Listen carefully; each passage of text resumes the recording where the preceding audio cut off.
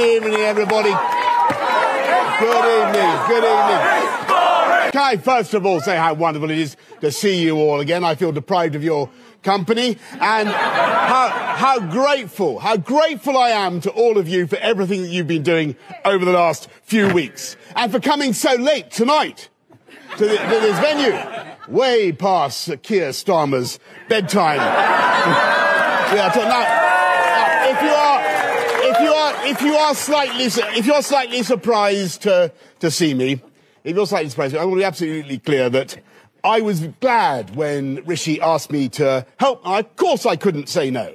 And I'm here for one reason and one reason only, which is the same reason as all of you, all of us are here.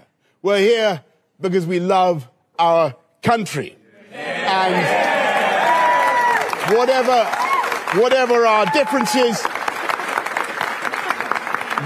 our differences, they are utterly trivial by comparison with the disaster we may face if these so-called opinion polls are right. And it's still an if.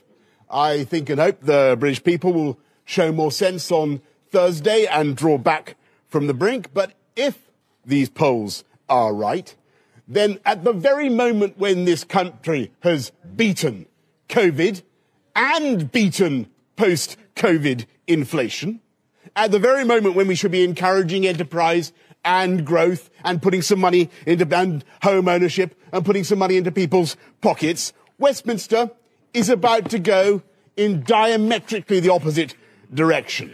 5 years ago, you helped to send Jeremy Corbyn and his then disciple, Keir Starmer, into orbit where they belonged, and we got Brexit done. We restored democracy. And is it not therefore the height of insanity, if these polls are right, that we are about to give Labour a supermajority, which they will use to make us nothing but the punk of Brussels? Too many good, kind, moderate Tories are about to vote for other parties, apparently, and thereby get exactly the opposite of what they really want. Even if those other parties turn out to be full of Kremlin crawlers who actually make excuses for Putin's 2022 invasion of Ukraine. They say Putin's a good operator, puffing their cheroots. Putin's a good operator, runs a tight ship, you know. Well, if that's what they mean by a man who shoots journalists and poisons his opponents and murders thousands of innocent Ukrainian civilians, I say shame on them. They can achieve nothing at this election except to usher in the most left-wing Labour government since the war with a huge majority, and we must not let it happen. Don't let the Putinistas deliver the Corbynistas. Don't let Putin's pet parrots give this entire country psittacosis, which is a disease you get, by the way, from cozying up to pet parrots.